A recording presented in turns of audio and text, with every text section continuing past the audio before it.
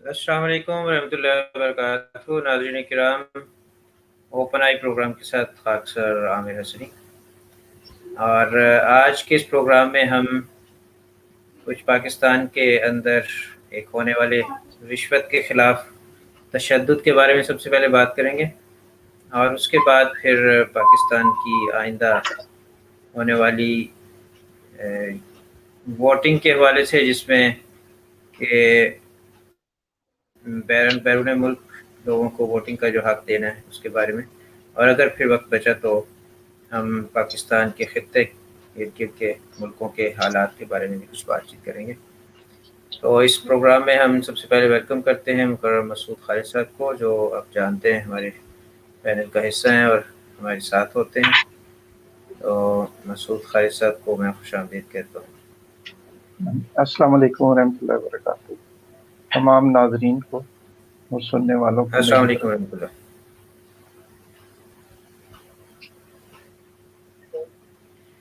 सबसे पहले जैसे कि मैंने जिक्र किया कि हम एक वीडियो आपको दिखाना चाहेंगे जिसमें कि हमारे मुल्क के कुछ हालात नज़र आ रहे हैं कि कैसे वहाँ पर तशद्दुद का निशाना बनाया जा रहा है एक आदमी को, और बकौल उनके ये तहसीलदार है गालिबन, और उसने रिश्वत का मुतालबा किया। तो ये वीडियो सबसे पहले मैं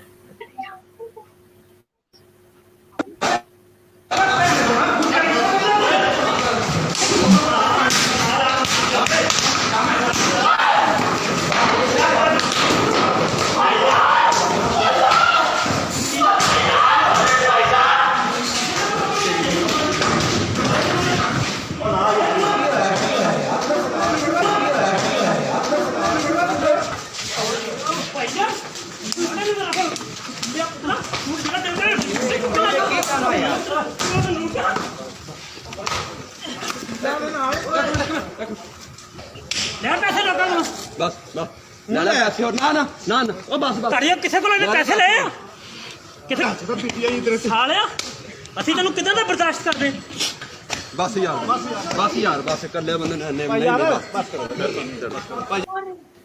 तो ये हमारे मुल्क की सूरत हाल हो चुकी है, और इसकी वजूहात पे आज थोड़ी सी बात करेंगे कि जब एक चीज़ को आप इंसाफ के साथ नहीं कर रहे होते तो फिर इस तरह के नताइज उसके आना शुरू हो जाते हैं। जब आपने एक सिस्टम बनाया हुआ है उसके ऊपर आप नहीं चलते हैं और लोगों को बार बार ये चीज़ें देखनी पड़ती हैं, और आज के इस माहौल में जबकि फ्रस्ट्रेशन पहले ही बहुत बढ़ चुकी है, मुश्किल हालात है लोगों के, फिर इस तरह के लोगों के साथ ये अगरचे हम इसको किसी तरह भी जस्टिफाई नहीं कर सकते कि ये तरीक दुरुस्त है, तरीक ये गलत है, लेकिन ये ऑटोमेटिक लोगों के ऊपर चूँकि उनको इंसाफ नहीं मिलता और बार बार ये वाक़यात होते हैं, इसलिए इसके नताइज हैं।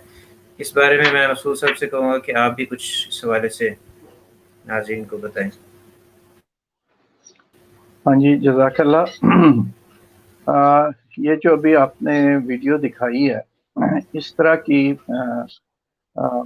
बेशतर वीडियो आ चुकी हैं जिसमें एंटी करप्शन भी कुछ ऐसे इक़दाम उठा रही है कि रेड हैंडेड उन्होंने मुख्तलिफ गवर्नमेंट के दफातर के हाई ऑफिसर्स और पुलिस में ख़ास तौर पर ऐसे रेड हैंडेड पकड़े हैं करी हुई है।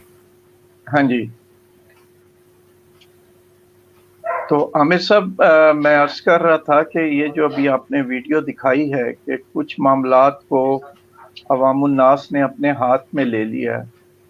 हमारा माशरा या हमारा सिस्टम इस हद तक बिगड़ चुका है कि सबसे बड़ी जो इदारा है जिसका काम है कि वो लोगों को इंसाफ मुहैया करे, जैसा कि अदलिया है, देखने में आया कि एक लंबे अरसे से पाकिस्तान जैसे माशरे में अदलिया हमेशा ताकतवर को इंसाफ देता है और आउट ऑफ वे होके इंसाफ मुहैया किया जाता है, जबकि अवामुन नास साल हर साल नस्ल दर नस्ल इंसाफ की खातिर वो दर बदर होती फिरती है, लेकिन उसको इंसाफ नहीं मिलता। تو اسی طرح بڑھتا ہوا معاشرے میں کرپشن، اور یہ اسی کا شاخسانہ ہے کہ عوام الناس کو اب اندازہ ہو گیا ہے کہ اس کو جو لوگ کرپشن میں ملوث ہیں، رشوت لیتے ہیں اور سارے نظام کو کرپٹ کیا ہوا ہے، تو نظام تو ایسا نہیں ہے اس وقت کہ جو ان لوگوں کو پکڑ سکے.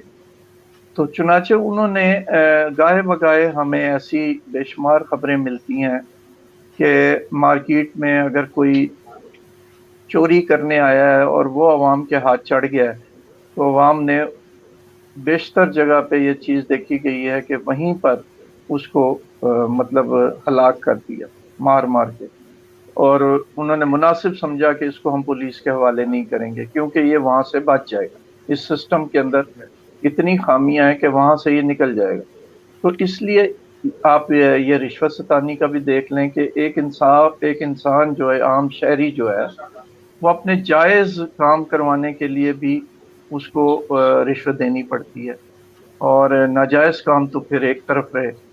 تو یہاں پہ یہی فرسٹریشن نظر آ رہی ہے کہ ان لوگوں نے، وہ لوگ پتہ نہیں کتنے عرصے سے تحصیل آفس کا چکر لگا رہے ہوں گے اور مسلسل وہاں پہ ٹاؤٹ ہوتے ہیں جو کہتے ہیں جی ہم آپ کا کام کروا دیتے ہیں، ہم ہمیں اتنے پیسے دے دیں. تو اب ایک عوام کی انتہا ہوگی، ان کے صبر کی انتہا ہوگی جو ہمیں نظر آ رہی.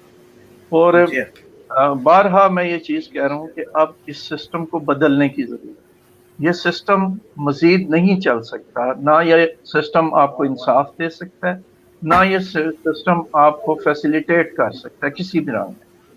اور اسی طرح ہم مطلب دیکھتے ہیں کہ خواہ وہ پولیس ڈپارٹمنٹ ہے یا آپ عدلیہ کا ادارے دیکھ لیں یا آپ سول بیوروکریسی کے ادارے دیکھ لیں، تمام کے تمام وہاں پہ اور اس میں مسعود صاحب، کھلا رشوت. ہاں جی، اس میں صرف ایک چیز میں ایڈ کروں گا، مجھے تو اب یہ شک پڑ رہا ہے بلکہ خوف محسوس ہو رہا ہے کہ ان کو فکر کرنی چاہیے ہمارے عدلیہ کو بھی، یہ ایسا نہ ہو کسی دن یہ معاملہ ان کے ساتھ شروع ہو جائے. بالکل. اسی طرح میں آپ کو ایک مثال دیتا ہوں کہ ترکی کی یہ مثال کہ ایک وقت تھا کہ وہاں پہ بھی عدلیہ جو ہے وہ اس حد تک کرپٹ ہو چکی ہوئی تھی کہ وہ حکمرانوں اور طاقتور کے ہاتھ میں وہ کھیلتی، اور مسلسل دیکھا گیا کہ لوگ عدلیہ کے نظام سے متنفر ہوتے گئے. اور پھر ایک وقت ایسا آیا ترکی میں، ہسٹری میں ایک وقت ایسا آیا کہ لوگوں نے عدالتوں سے ججز کو گھسیٹ کر سڑکوں پہ لے آئے اور تقریباً 500 کے قریب، 500 کے قریب ججز کو انہوں نے ہلاک کر دیا.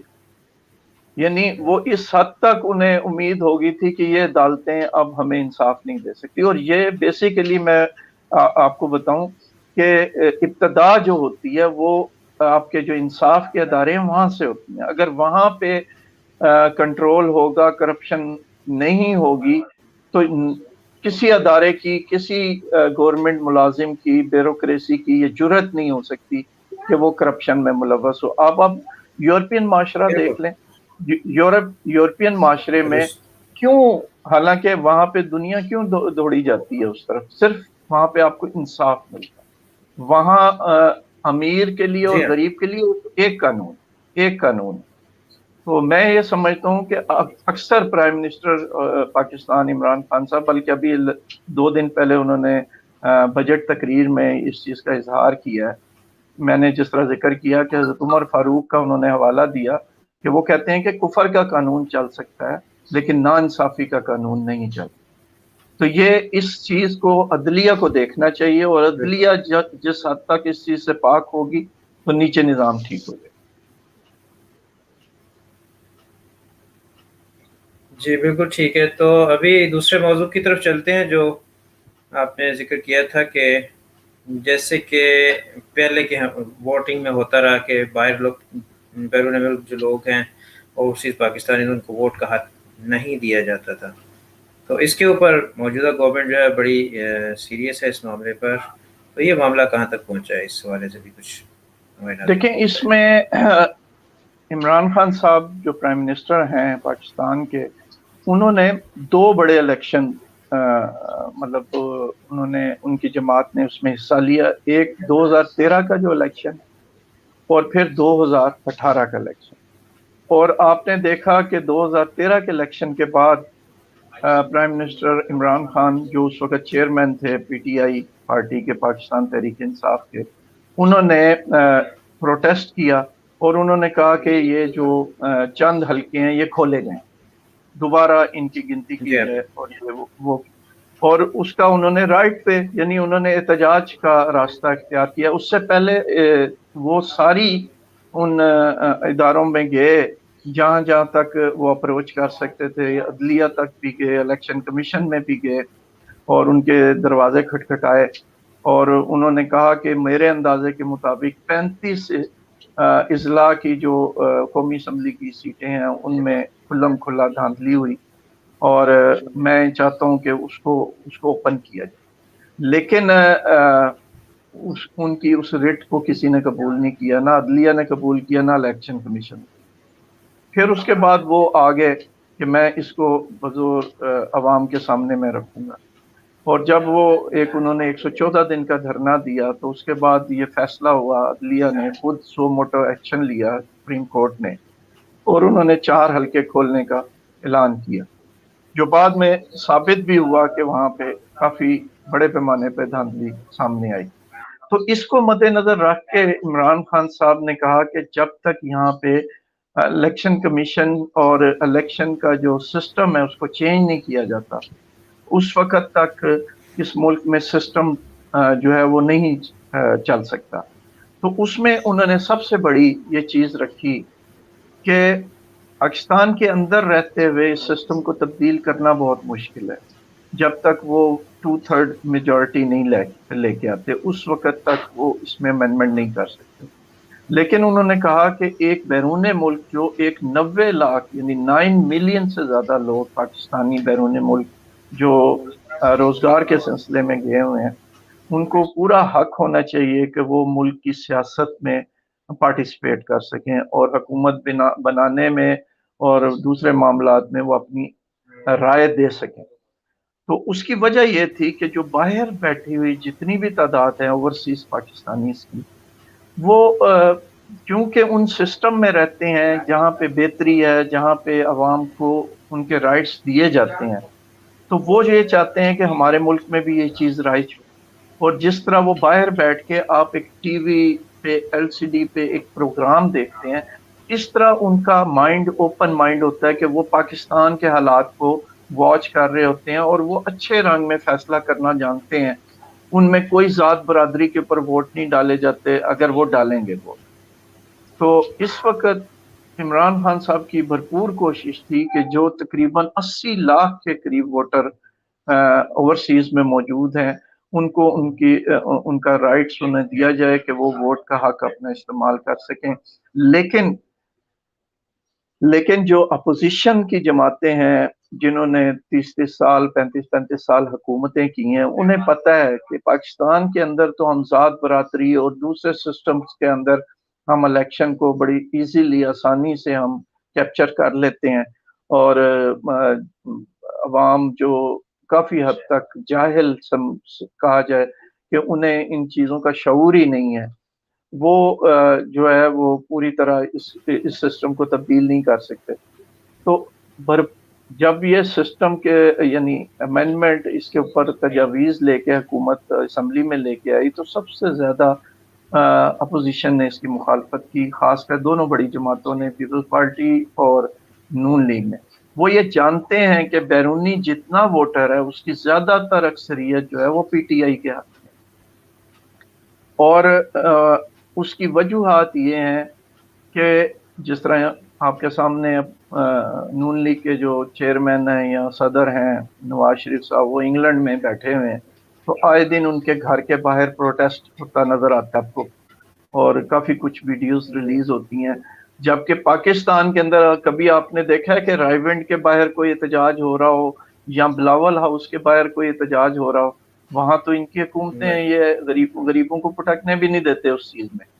तो ये इस वजह से ये मुखालफत कर रहे हैं और इन्हें ये पता है कि 80,000 वोटर में से उनको 10% भी बाहर वोटर नहीं है उनका, पीपल्स पार्टी का भी और नून लीग का भी। अगर इनको ये राइट मिल जाते हैं तो अगली जो 2023 की हुकूमत है इमरान खान साहब उसको भी बड़ी इजीली अचीव कर लेंगे और बल्कि इससे भारी अक्सरियत में वो आएंगे।